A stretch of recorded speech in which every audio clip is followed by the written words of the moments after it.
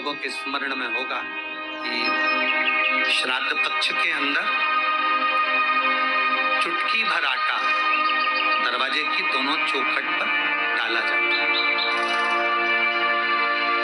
किसी किसी के यहाँ दरवाजे पर आटे से रंगोली बनाई जाती है। कहीं देखिए आप लोगों ने कि नहीं देखी? स्मरण में होगा किसी के दरवाजे पर आटा डाला जाता है। वो देव पितर के भाव से डाला। जिस बेटे बेटी का मंगल विवाह नहीं हो रहा हो, शुभ कार्य की सूचना नहीं आ रही हो,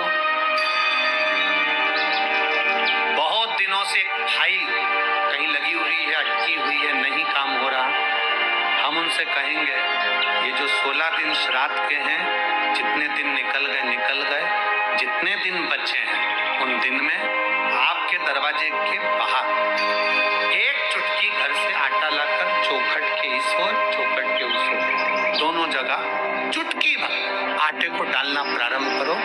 16 दिन श्राद्ध के पूर्ण हो। जब अमावस्या आए, किसी जलाशय, सरोवर, तालाब, बावड़ी, कुआं उसके पास में घी का दिया लगाकर आना, बाबा से प्रार्थना कर आना।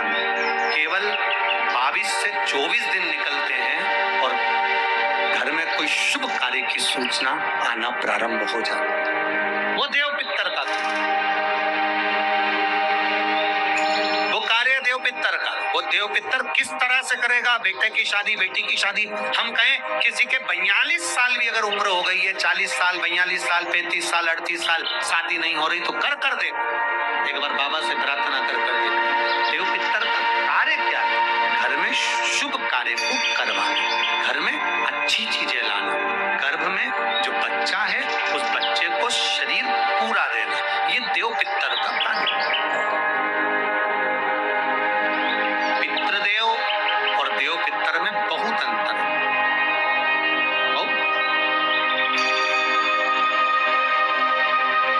एक चुटकी आटा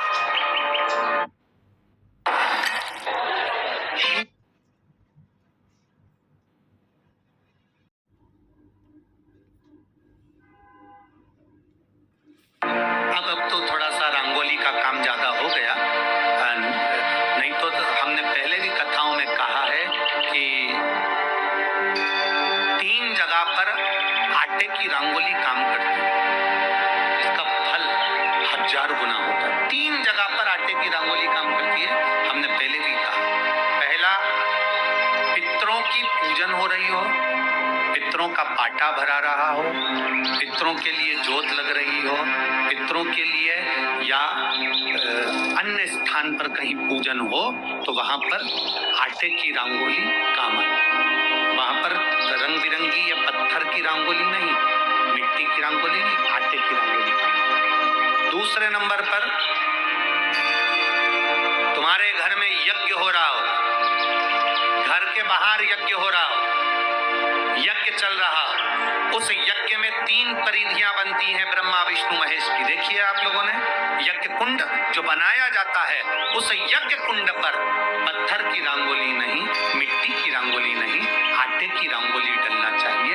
ये पहले डलती थी, अब लोगों ने फैशन में दूसरी डालना प्रारंभ कर दी। आटे की रंगोली डली होती है जब हम साकल्य छोड़ते हैं, अग्नि को जब हम साकल्य देते हैं, तो जिस आटे की रंगोली उस पर बनी होती है तो हमारी जो साकल्य छोड़ी जाती है उसमें से एक अंश भाग हमारे पितरों के खाते में चला जाता है, जिससे पितरों की मुक्ति प्राप्त हो जाती है। तीसरा, आटे की रंगोली तीसरी, घर में शादी हो रही हो, मंडप बना हो, उस मंडप के नीचे जब पूजन हो रही हो उस समय पर पत्थर की या मिट्टी की रंगोली नहीं। अगर पंडित पूजन करा रहे हैं या मंडप की पूजन हो रही है जिसके नीचे लड़का लड़की की भावर होगी, दूल्हा बैठेगा, दुल्हन बैठेगी, वहां मिट्टी की रंगोली या पत्थर की रंगोली नहीं, उस जगह पर आटे की, हल्दी की रंगोली डालती। अब आपके यहाँ डालते कि नहीं डालते पता नहीं, और हमारे यहाँ शास्त्र रीति करती है ये 3 जगह की जो रंगोलियां हैं ये हमको आटे की रंगोली डलने से?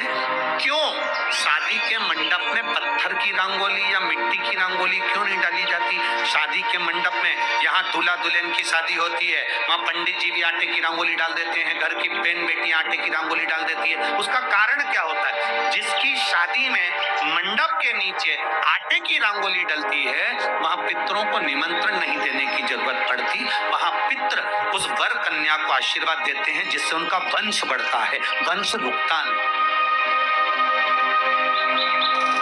और ये निश्चित है, जिसकी शादी में, जिसके विवाह में आटे की रंगोली डलकर भावर हुई होगी, उसके घर में संतान सुख रुक नहीं सकता, उसके यहाँ संतान का सुख होता ही है। जिसके यहाँ आजकल ये पत्थर रंगोली डाल देते हैं, डाल दिया और कह दिया बस, क्योंकि आजकल फैशन में तो दुनिया जी रही, तो आटे की रंगोली कौन डाले, तो वो फैशन में चल गया, तो संतान की प्राप्ति में भी थोड़ा सा।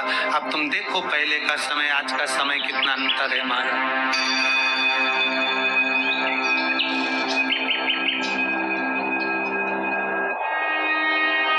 पहले के समय में संतान का सुख शादी के 1-2 साल में प्राप्त हो जाता था। आज के समय में संतान का सुख जब तक डॉक्टर के यहाँ दोनों जांच नहीं करा कर आ जाए, दिखा कर नहीं आ जाए। सब लोग कह रहे हैं डॉक्टर साहब जरा देखो संतान, डॉक्टर साहब बोले जांच करना पड़ेगी, बहू की भी जांच हुई, बेटे की भी जांच हुई, सब अच्छा है, उसके बाद भी संतान का सुख, उसके बाद भी संतान की प्राप्ति। शिव तत्व को जानो। शिव महापुराण की कथा कहती है 3 जगह आटे की रंगोली की मूर्ता है। बोलेंगे आप लोग, पहला स्थान दरवाजे की चौखट, दूसरा स्थान बोलते जाओ जल्दी, यज्ञ कुंड, तीसरा स्थान शादी का मंडप, जहां पर भले चुटकी भर आटे की रंगोली बने पर वो जरूरी है। 3 स्थान आटे की रंगोली के। देव पितर का काम क्या है? कोई तुमसे पूछे कि पितर और देव पितर में अंतर क्या है, पितर और देव पितर में अंतर क्या आता है, देव पितर का कार्य क्या है?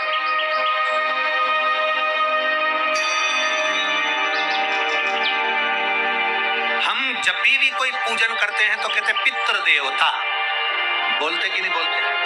पर आज तक हम अब ये नहीं बोलते कि देव पितर का कार्य क्या, देव पितर क्या है।